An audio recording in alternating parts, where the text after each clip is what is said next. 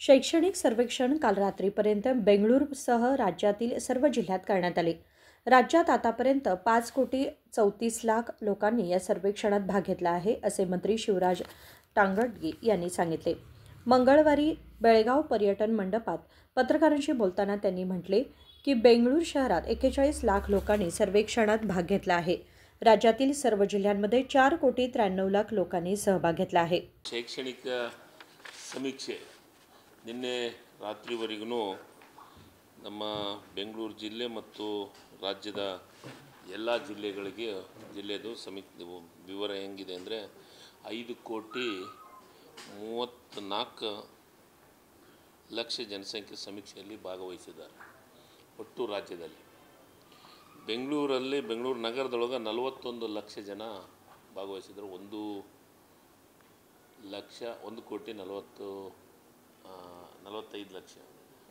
ಬೆಂಗಳೂರು ಜನಸಂಖ್ಯೆ, ಅದರೊಳಗೆ 41,00,000 ಜನ ಭಾಗವಹಿಸಿದ್ದಾರೆ.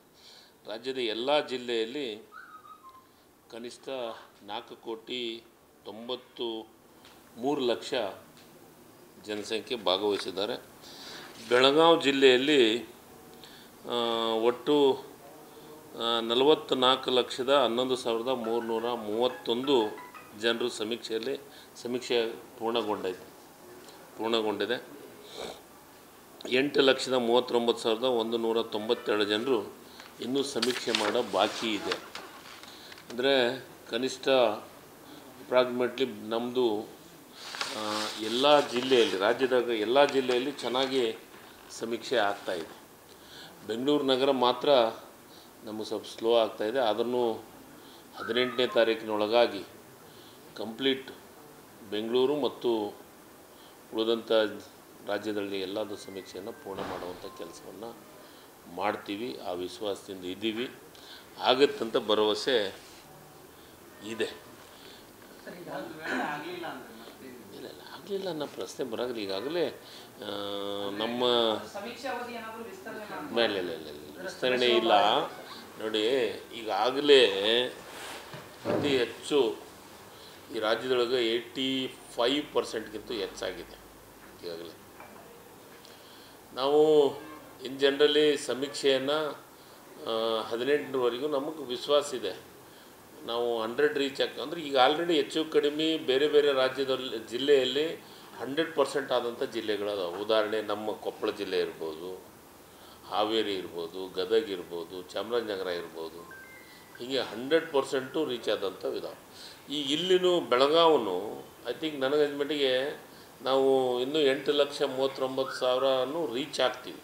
ಇದನ್ನು 100% ಬೆಳಗಾವಿ ಜಿಲ್ಲೆನ 100% ರೀಚ್ ಆಗುತ್ತಾ ಕೆಲಸ ನಮ್ಮ ಅಧಿಕಾರಿಗಳು ಸಮೀಕ್ಷೆ, ನಮ್ಮ DC ಅವರು ಮತ್ತು ನಮ್ಮೆಲ್ಲ ಸೆಕ್ರೆಟರಿ ದಿನನಿತ್ಯ ಸಭೆಯನ್ನು ಮಾಡಿ ಜಾಸ್ತಿ ಕೆಲಸ ಮಾಡ್ತಾಯಿದ್ದಾರೆ. ಮತ್ತು ಪ್ರೈಮರಿ ಸ್ಕೂಲ್ ಟೀಚರ್ಸೂ ತಮ್ಮ ಡ್ಯೂಟಿಯನ್ನು ಚೆನ್ನಾಗಿ ಮಾಡ್ತಾಯಿದ್ದಾರೆ. ಬೆಂಗಳೂರು ಒಂದು ನಮಗೆ ಚಾಲೆಂಜಿಂಗ್ ಆಗಿದೆ, ಮಾಡ್ತೀವಿ ಅದನ್ನು ಒಂದು ಇನ್ನೊಂದು ಸತಿ ಸಭೆಯನ್ನು ಮಾಡಿ ಅದನ್ನು 100% ರೀಚ್ ಮಾಡೋಕ್ಕೆ ಪ್ರಯತ್ನ ಬಿಜೆಪಿಯವರು ಸಾಕಷ್ಟು ಟೀಕೆ ಮಾಡಿದ್ರು ಕೂಡ 85% ಆಗೈತೆ ಅಂತಾರೆ. ಏನು ಹೇಳಬೇಕು ಸರ್? BJPಯವರಿಗೆ ಟೀಕೆ ಬಿಟ್ಟರೆ ಬೇರೆ ಏನಿದೆ?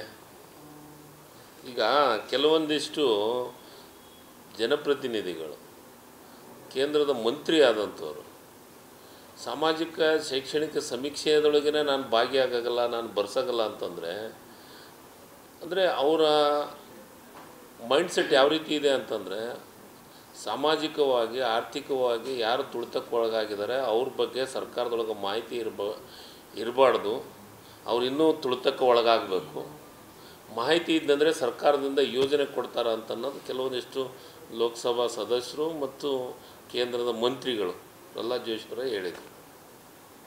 ಅಂದರೆ ಅವ್ರಿಗೆ ಬಡವ್ರ ಬಗ್ಗೆ ಆಗಲಿ ಸಾಮಾನ್ಯ ಜನರ ಬಗ್ಗೆ ಆಗಲಿ ಕಾಳಜಿ ಇರುವಂಥದ್ದು ಅವ್ರಿಗಿಲ್ಲ ಅಂತ ಅವ್ರ ಹೇಳಿಕೆಯಿಂದ ಅವ್ರ ಮನಸ್ಥಿತಿಗಳು ಗೊತ್ತಾಗ್ತಾ ಇದೆ. ಸರ್, ಈಗ ನಂದಗಡಕ್ಕೆ ನಾನು ವಿಸಿಟ್ ಮಾಡ್ತಾ ಇರೋದು, ಅಲ್ಲೇ ಸಂಗೊಳ್ಳಿ ರಾಯಣ್ಣ ಪ್ರತಿಮೆ ಮತ್ತು ಕೆಲವೊಂದಿಷ್ಟು ನಾನು ಲಾಸ್ಟು 2-3 ಮಂತ್ಸ್ ಬ್ಯಾಕ್ ಬಂದು ಹೋಗಿದ್ದೆ. ಅಲ್ಲೇ ಕೆಲವೊಂದಿಷ್ಟು ಏನೇನು ಅಭಿವೃದ್ಧಿ ಮಾಡಬೇಕನ್ನೋದನ್ನು ನಾನು ಒಂದು ಸಮಿತಿ ಮಾಡಿದ್ದೀವಿ. ಅಲ್ಲಿ ಭೇಟಿ ಕೊಡ್ತೀನಿ. ಈ month end or next month first week ಮುಖ್ಯಮಂತ್ರಿಗಳನ್ನ ಕರೆಸಿ ಅವನ್ನೆಲ್ಲವನ್ನು ಉದ್ಘಾಟನೆ ಮಾಡುವಂಥ ಕೆಲಸ ಕಿತ್ತೂರು ಉತ್ಸವಕ್ಕೆ ಅನುದಾನದ ವಿಚಾರಕ್ಕೆ ಸಂಬಂಧಪಟ್ಟಂಗೆ ಎಷ್ಟು ಕೊಡ್ತಿದೆ ಸರ್ ಈ ವರ್ಷ? ಸರ್, ನಾವು ಪ್ರತಿ ವರ್ಷ ಕನ್ನಡ ಮತ್ತು ಸಂಸ್ಕೃತಿ ಇಲಾಖೆಯಿಂದ 1 ಕೋಟಿಯನ್ನು ಕೊಟ್ಕೊಂತ ಬಂದಿದ್ದೀವಿ. ಕಿತ್ತೂರು ಪ್ರಾಧಿಕಾರದಿಂದ 4 ಕೋಟಿ 5 ಕೋಟಿ ಕೊಡ್ತಾರೆ. ಈ ಸತಿ ಅದನ್ನು ಕೊಡುವಂಥ ಕೆಲಸ ಆಗ್ತದೆ. ಈಗಾಗಲೇ ನಾನು ಕಿತ್ತೂರು ಉತ್ಸವಕ್ಕೆ ನನ್ನ ಇಲಾಖೆಯಿಂದ ಪ್ರತಿ ಸತಿ ಏನು ಯಾವ ರೀತಿ ದುಡ್ಡು ಕೊಡ್ತೀವಿ ಆ ಸತಿ ಕೊಡ್ತೀವಿ. ಎಷ್ಟು ಬಿಡುಗಡೆ ಮಾಡಿದ್ರು ಸರ್ ಈವರೆಗೆ? ನಾನು ಇಲ್ಲಿವರೆಗೆ ಮಾಹಿತಿ ಇಲ್ಲ. ಪ್ರತಿ ವರ್ಷ ಕಿತ್ತೂರು ಉತ್ಸವಕ್ಕೆ 1 ಕೋಟಿ ಕನ್ನಡ ಮತ್ತು ಸಂಸ್ಕೃತಿ इलाक्याने ಕೊಡ್ತಾ ಇದ್ದೀವಿ सर ಯಾಕಂದ್ರೆ कुठलाही प्रश्न किंवा अडचण नाही. मंत्रिमंडळाच्या बैठकीत विभागनिहाय चर्चा झाली आहे असे त्यांनी सांगितले. संपुट विस्ताराबाबत अद्याप माहिती नाही. इच्छुक असणे नैसर्गिक आहे असेही त्यांनी नमूद केले. विनोद कोलकार, KMM मराठी, बेळगाव.